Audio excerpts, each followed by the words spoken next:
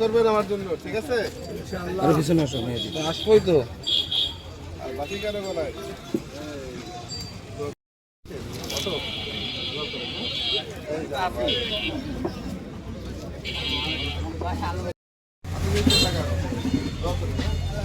এই যে দোকানদার ভাই,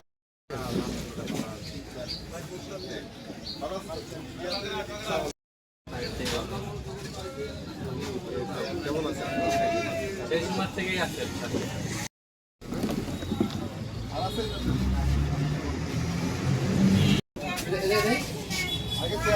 আগে চেয়ারম্যানতে দাঁড়াইছে, মনে আছে আপনার? কি মার্কা ছিল?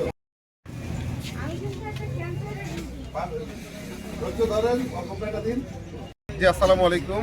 আগামী জাতীয় সংসদ নির্বাচনকে সামনে নিয়ে আমি বাগেরহাট ২ আসনের প্রার্থী হিসেবে প্রচারণা করছি। সকাল থেকে রাত পর্যন্তই মানুষের কাছে যাওয়া, পথসভা করা, জনসভায় বক্তব্য রাখা, মানুষের আবেগ অনুভূতির সঙ্গে শেয়ার করা, এভাবে আমরা প্রচারণা অব্যাহত রাখছি। এবার নির্বাচনে ভোটারদের মধ্যে একটা ব্যতিক্রম আমেজ তৈরি হয়েছে। তারা দীর্ঘ বছর ভোট দিতে পারে না, এই যে ভোট না দিতে পারার খরা, এই অবস্থাটা এবার বুঝবে বলে আমরা বিশ্বাস করি এবং তারা অনেক আগ্রহ সহকারে আগামী ১২ তারিখে ভোট দেওয়ার জন্য অপেক্ষা করছে।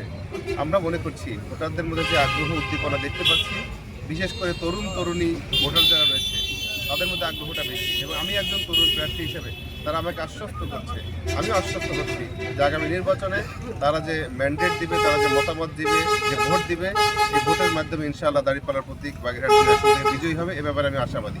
ধন্যবাদ আপনাদের।